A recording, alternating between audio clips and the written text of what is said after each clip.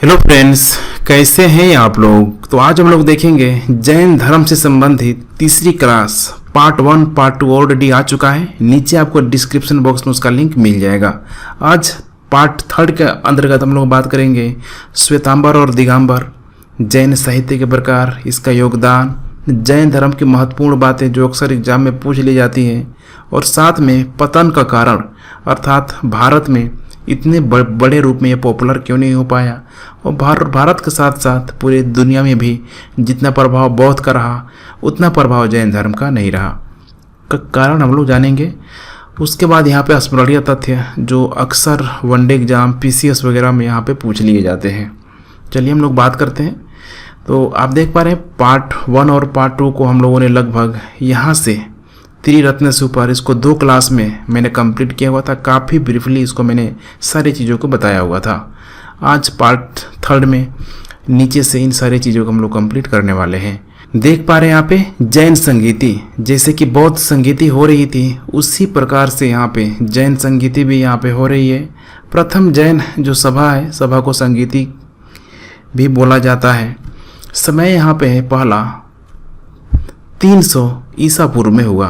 किसके शासनकाल में? तो उस समय जो मौर्य शासक चंद्रगुप्त मौर्य के समय स्थान पाटलिपुत्र था, और इसकी जो अध्यक्षता की थी स्थूलभद्र के द्वारा की गई थी। कार्य क्या था इसमें? तो इसमें जैन धर्म के प्रधान भाग 12 अंगों का यहाँ पे संपादन हुआ। आगे 12 अंगों को हम लोग जानेंगे। प्रथम जैन सभा में जैन धर्म दिगंबर एवं श्वेतांबर 2 भागों में बट गए, काफ़ी इम्पोर्टेंट है। दूसरा है यहाँ पे द्वितीय जैन सभा, ये बहुत लेट से हुआ, देर से हुआ, ठीक है। समय लगभग यहाँ पे 512 ईस्वी में ये हुआ है, स्थान वल्लभी में हुआ, और इसके 2 अध्यक्ष थे देवर्षि क्षमाश्रमण। कार्य इसका यही था कि धर्म ग्रंथों को अंतिम रूप से संकलित कर यहाँ पे लिपिबद्ध यहाँ पे किया गया। तो जो भी जैन धर्म ग्रंथ था अंतिम रूप से इसका, ठीक है, लिपिबद्ध करके प्रचार प्रसार करवाना था। तो प्रथम जैन संगीति में जैसा कि हम लोगों ने देखा था कि जैन संप्रदाय में विभाजन हो गया। कारण क्या था? श्वेतांबर और दिगंबर एक ही धर्म को मानने वाले अलग क्यों हो गए? ठीक उसी प्रकार से जैसे कि विचारों की मतभेदता को लेके हीनयान और महायान जो कि बौद्ध धर्म में बंटवारा हो गया, ठीक उसी प्रकार से यहाँ पे भी वही घटनाएं हो रही है। हुआ क्या? तो लगभग 300 ईसा पूर्व ऐसा माना जाता है कि मगध में 12 वर्षों तक भीषण अकाल पड़ा। अब मगध में अर्थात जो बिहार का क्षेत्र है, गंगा का जो प्रवाह मैदानी क्षेत्र है, वहाँ पे अकाल पड़ा। हो सकता है कि मानसून वगैरह उतना एक्टिव नहीं रहा हो। अकाल पड़ने पर भद्रबाहु अपने शिष्यों सहित कर्नाटक चले गए, किंतु कुछ अनुयायी स्थूलभद्र के साथ मगध में ही रुक गए। तो यहाँ पे 2 नाम है, भद्रबाहु, दूसरे हैं यहाँ पे स्थूलभद्र, ठीक है, स्थूलभद्र। तो भद्रबाहु कहाँ चले गए? दक्षिण में चले गए, कर्नाटक में चले गए, और वहाँ पे उस समय जैन धर्म को दक्षिण में समर्थन देने वाले उस समय राज्य अच्छे खासे आ चुके थे, जैसे कि गंग, कदम, चालुक्य एवं राष्ट्रकूट। आने वाले दिनों में सबको हम लोग कंप्लीट करेंगे। भद्रबाहु के पास वापस लौटने पर मगध के साधुओं से उनका गहरा मतभेद हो गया। अब यही है ना, एक लंबे समय के बाद जब आप किसी से जब आप पूरी तरीके से कांटेक्ट तोड़ देते हैं, तो एक लंबे समय के मिलने के पश्चात विचारों में थोड़ी बहुत यहाँ पे मतभेदता आ ही जाती है, और ठीक यही मतभेदता इन दोनों में शुरू हो गया, जिसके परिणाम स्वरूप जैन मत इस समय लगभग 300 ईसा पूर्व श्वेतांबर तथा दिगंबर नामक 2 संप्रदाय में यहाँ पे बट गए। तो जब प्रथम जैन संगीति हुआ ही इसीलिए था कि भाई जो भी एक जो मन मुटाव है इसको दूर किया जाए, जैन धर्म से संबंधित जो भी, ठीक है, ग्रंथ है, जो भी उनकी कही गई बातें हैं उसका किस प्रकार से संकलित किया जाए। लेकिन यहाँ पे ऐसा कुछ नहीं हुआ, और फाइनली जैन धर्म में यहाँ पे डिवीजन हो गया, बंटवारा हो गया श्वेतांबर और दिगंबर ग्रुप में। जो लोग मगध में रह गए थे वे श्वेतांबर कहलाए, वे श्वेत वस्त्र यहाँ पे धारण करते थे, और जो दक्षिण में लोग चले गए खासकर कर्नाटक के क्षेत्रों में, वो भद्रबाहु और उनके समर्थक जो नग्न रहने में विश्वास करते थे दिगंबर कहलाए, नंगा। प्राचीन जैन शास्त्र नष्ट हो जाने के कारण 4th शताब्दी ईसा पूर्व में पाटलिपुत्र में जैन धर्म की प्रथम महासभा आयोजित की गई, किंतु भद्रबाहु के अनुयायियों ने इसमें भाग लिया ही नहीं।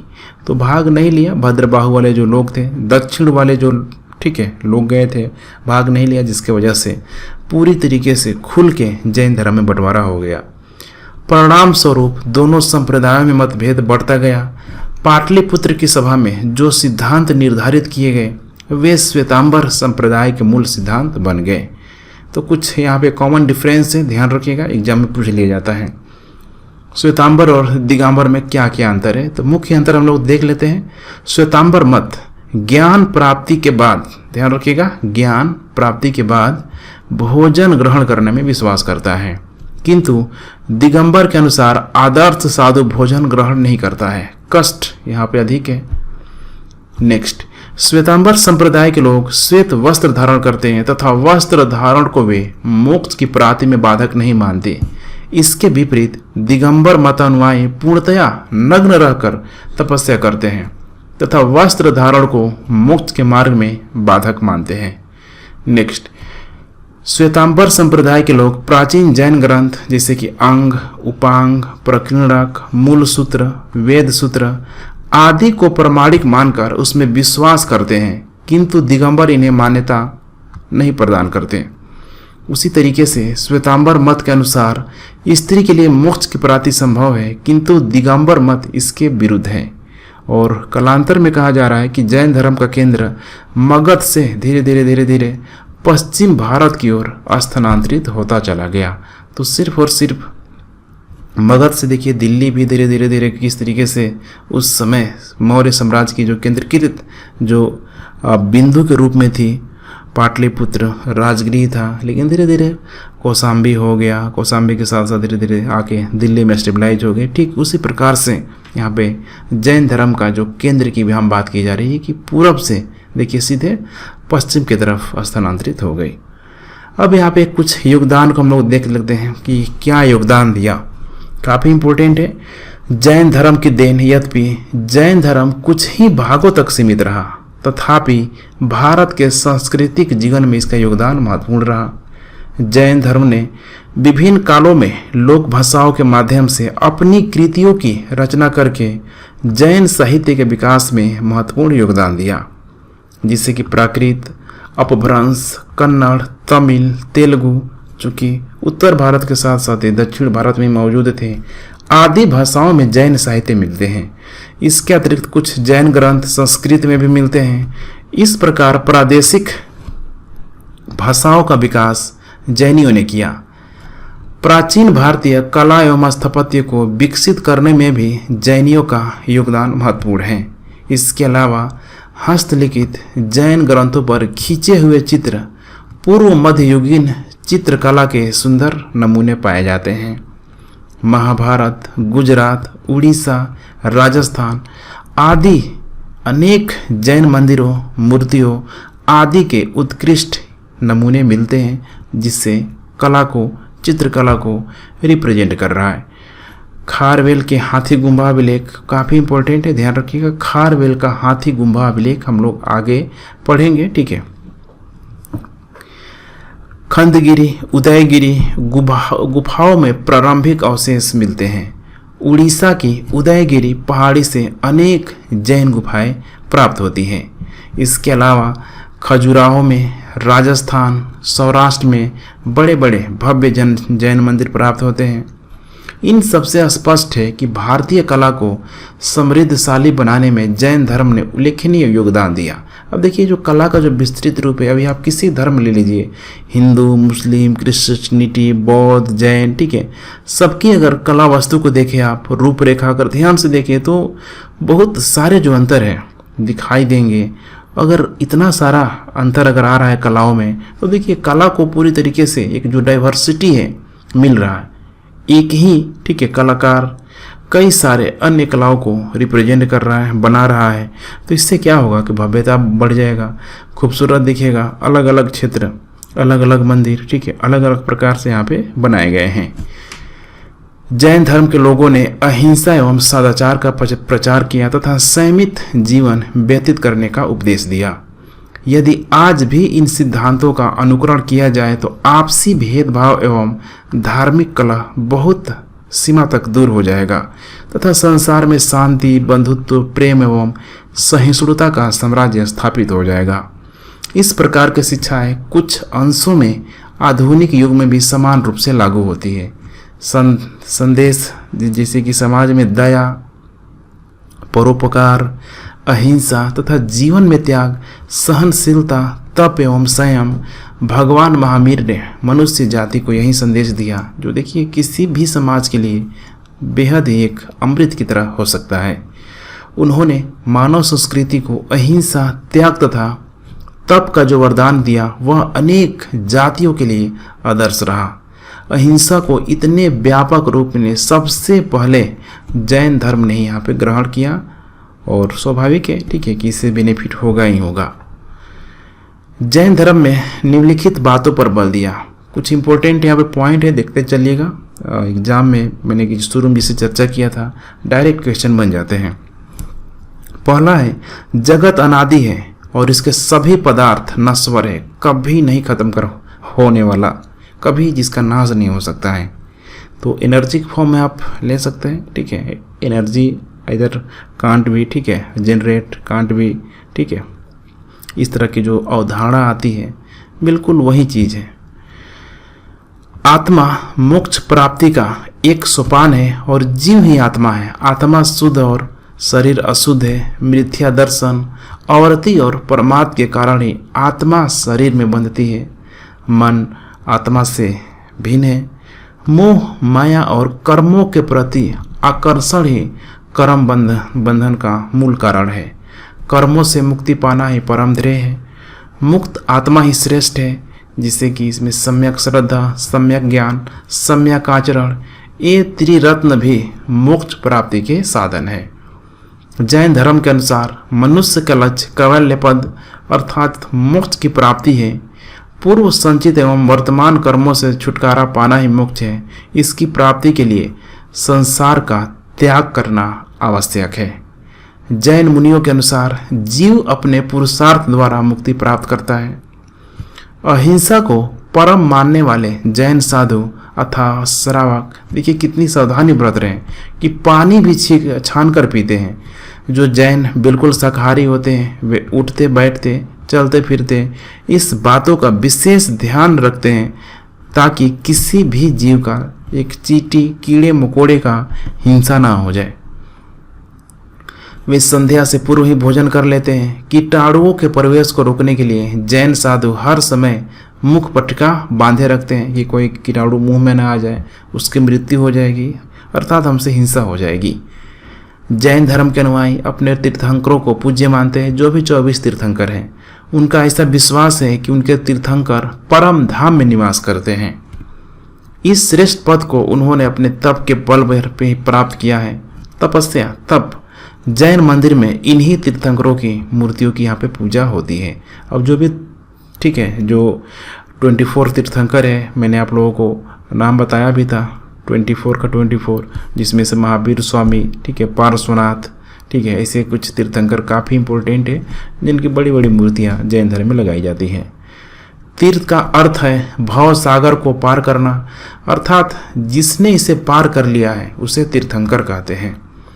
द्वितीय जैन सभा 6ठी शताब्दी में वल्लभी में देवर्धिगढ़ या क्षमाश्रमण की अध्यक्षता में संपन्न हुई। जैन सभा के समय 12 अंग, 12 उपांग, 10 प्रकीर्ण, 6 छेद सूत्र, 4 मूल सूत्र, अनुयोग सूत्र का संकलन हुआ।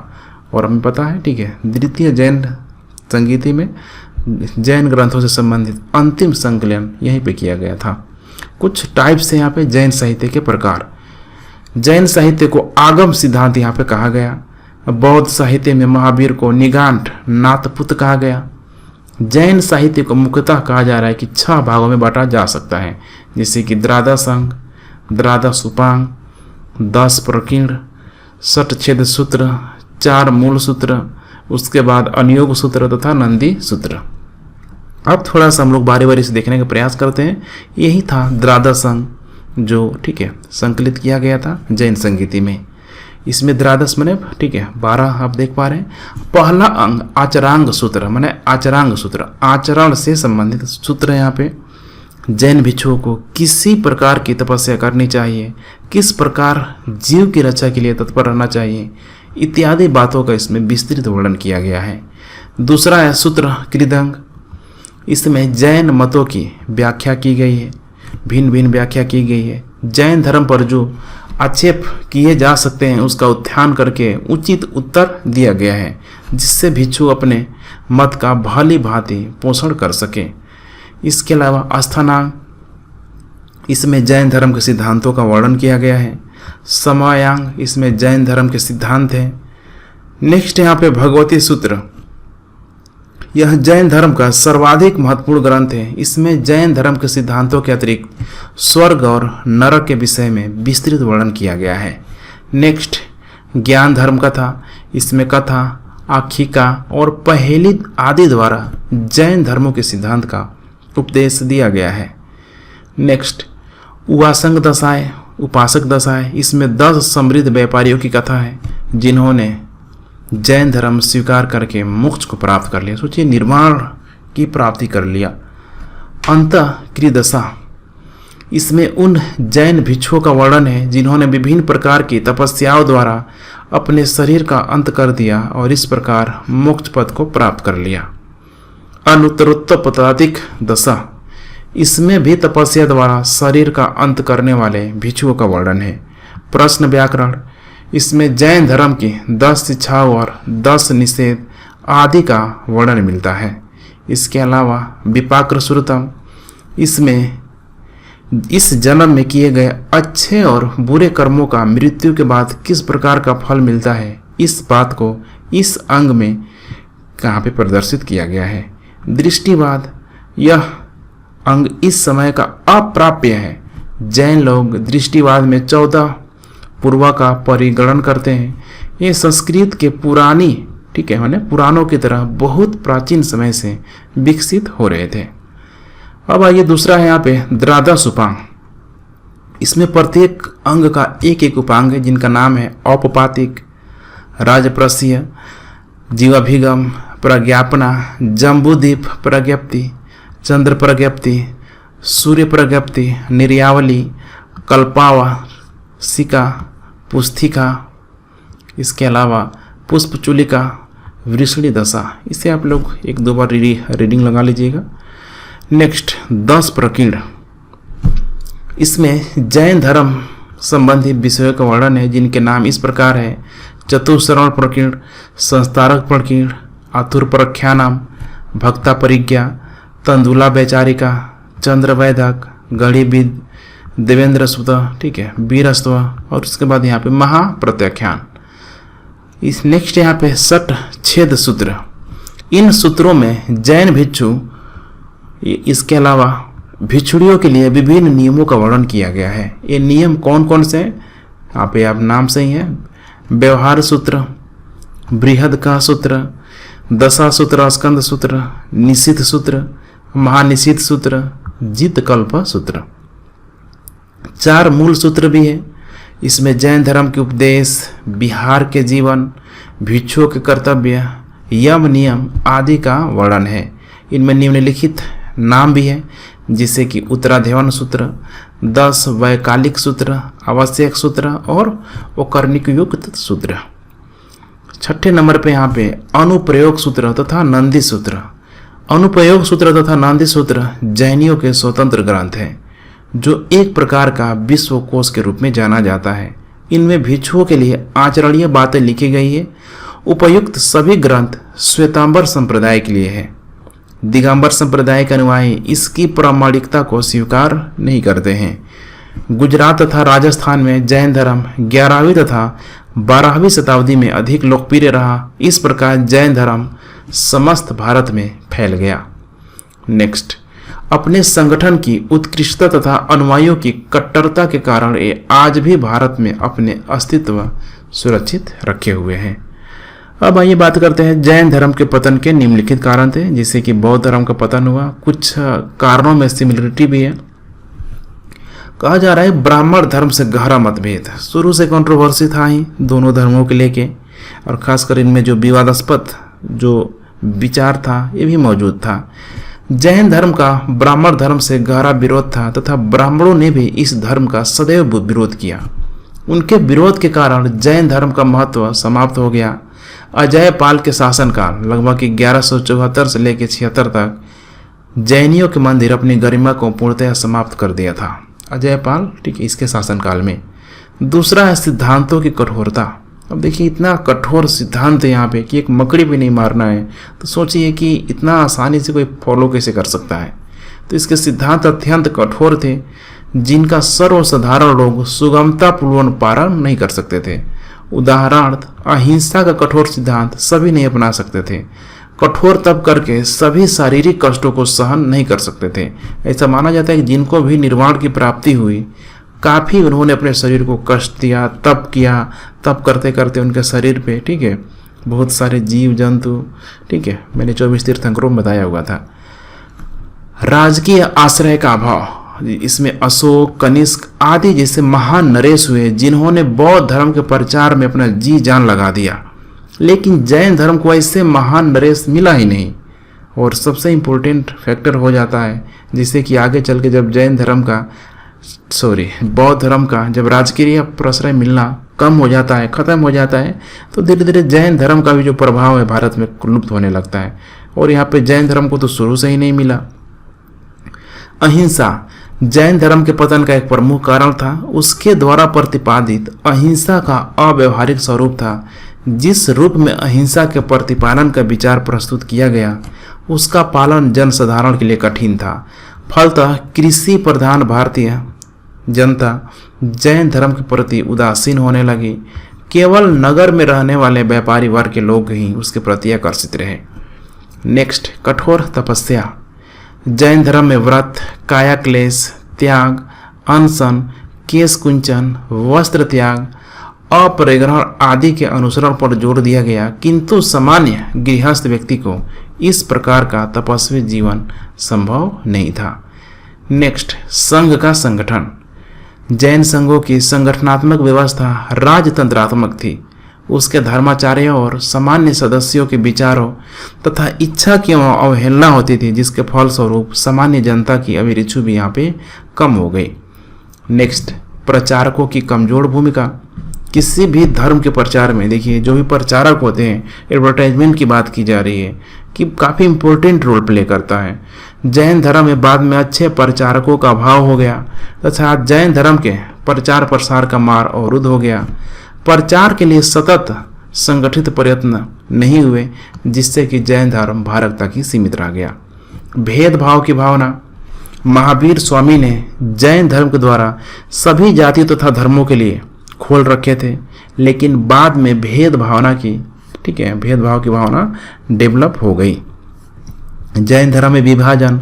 महावीर की मृत्यु के बाद माने निर्वाण की जब उनको प्राप्ति हो गई, जैन धर्म दो संप्रदायों में बट गया, दिगंबर एवं श्वेतंबर। इन वर्गों में मतभेद के चलते इस धर्म के बचे खुचे अवशेष भी नष्ट हो गए थे।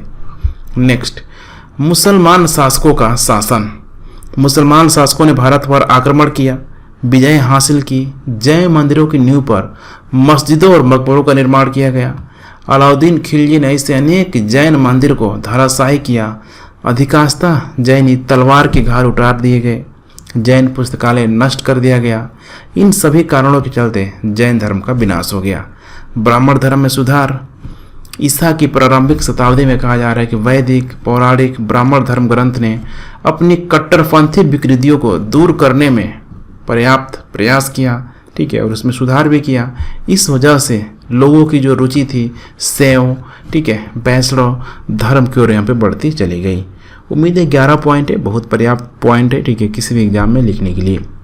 नेक्स्ट, अस्मरणीय तथ्य में आइए बात करते हैं कुछ इंपॉर्टेंट पॉइंट को। जैन साहित्य में अशोक के पौत्र संप्रति को जैन मत का संरक्षक बताया गया है। इससे उज्जैन में शासन करने के कारण यह जैन धर्मों का एक प्रमुख केंद्र बन गया। जैनियों का दूसरा प्रमुख केंद्र मथुरा था। कुषाण काल में मथुरा जैन धर्म का एक समृद्ध केंद्र था। यहाँ से अनेक मंदिर, प्रतिमाएं, अभिलेख आदि प्राप्त हुए। कलिंग का चेदी शासक, काफ़ी इंपॉर्टेंट है कलिंग का, ठीक है, शासक खारवेल जैन धर्म का महान संरक्षक था। इसने भुवनेश्वर के नज़दीक उदयगिरी तथा खंडगिरी की पहाड़ियों को कटवाकर जैन भिक्षुओं के निवास के लिए गुहा विहार बनवाए थे। राष्ट्रकूट राजाओं के शासनकाल में तथा गुजरात एवं राजस्थान में जैन धर्म की 11वीं तथा 12वीं शताब्दी में अधिक लोकप्रिय रहा। नेक्स्ट, खजुराहो के मंदिर हिंदू धर्म और जैन धर्म से संबंधित थे। माउंट आबू, ठीक है, आप लोगों को ध्यान होगा, माउंट आबू, ठीक है, वहीं जो क्षेत्र है अरावली रेंज, माउंट आबू के, ठीक है, दिलवाड़ा जैन मंदिर संगमरमर के बने हैं। इसका निर्माण गुजरात के चालुक्य शासक भीमदेव प्रथम के सामंत विमल शाह ने करवाया था। श्रवण बेलगोला कर्नाटक राज्य में स्थित है। यह गंग शासक रचमल के शासनकाल में चामुंडराय नामक मंत्री ने लगभग 983 ईसा पूर्व में बाहुबली की विशालकाय जैन मूर्ति का निर्माण किया। बाहुबली प्रथम जैन तीर्थंकर ऋषभ देव के पुत्र माने जाते हैं। महामस्तभिषेक जैन धर्म का एक महत्वपूर्ण उत्सव है जो 12 वर्ष के अंतराल पर कर्नाटक राज्य के श्रवण बेलगोला में आयोजित किया जाता है। प्रभासगिरी उत्तर प्रदेश के कौशाम्बी में स्थित जैन तीर्थस्थल है। कौशाम्बी का प्रभासगिरी स्थल 6वें जैन तीर्थंकर मत प्रभु से संबंधित है। जैन दर्शन के अनुसार समस्त विश्व जीव तथा अजीव नामक 2 नित्य एवं स्वतंत्र तत्वों से मिलकर बना है। जीव चेतना तत्व है जबकि अजीव अचेतन जड़ तत्व है। यह जीवन से तात्पर्य उपनिषदों की, जो काफ़ी, ठीक है, एक अलग विचारधारा, प्रगतिशील विचारक रूप में आप समझ सकते हैं, सार्वभौमिक आत्मा से ना होकर व्यक्तिगत आत्मा से है। जैन मतानुसार आत्माएं अनेक होती है तथा सृष्टि के कण कण में जीवों का वास होता है। अनेकांतवाद जैन धर्म का क्रोध सिद्धांत एवं दर्शन है। जैन धर्म में ईश्वर की कल्पना नहीं की गई है, जगत की, ठीक है, सृष्टि नहीं की गई है। उसके अनुसार संसार नित्य और शाश्वत है, इसमें किसी समय प्रलय नहीं होता है। यापनीय जैन धर्म का एक संप्रदाय था जिसकी उत्पत्ति यद्यपि दिगंबर संप्रदाय से हुई थी, तथापि यह कतिपय श्वेतांबर मान्यताओं का भी पालन करते थे। प्रायः सभी पारंपरिक, ठीक है, प्रारंभिक धार्मिक जैन साहित्य प्रकृष्ट की विशिष्ट शाखा अर्ध मगधी में लिखा गया है। इसके 12 अंग अर्ध मगधी में ही है। बाद में जैन धर्म ने प्राकृत भाषा को अपनाया। ये ग्रंथ ईसा की 6ठी शताब्दी में गुजरात में काजारिक वल्लभी नामक स्थान पर अंतिम रूप से संकलित किया गया। आज जैन साहित्य लगभग सभी भाषाओं में अनुदित है। आचरांग सूत्र, सूत्रकृतांग और 72 कल्प सूत्र आरंभिक जैन साहित्य के भाग है। तो ठीक है फ्रेंड्स, काफ़ी कुछ स्मरणीय तथ्य में हमने फैक्टों को देख लिया। उम्मीद है कि अब जैन धर्म से संबंधित कोई प्रश्न एग्जाम में छूट नहीं पाएगी। तो thanks for watching and God bless you.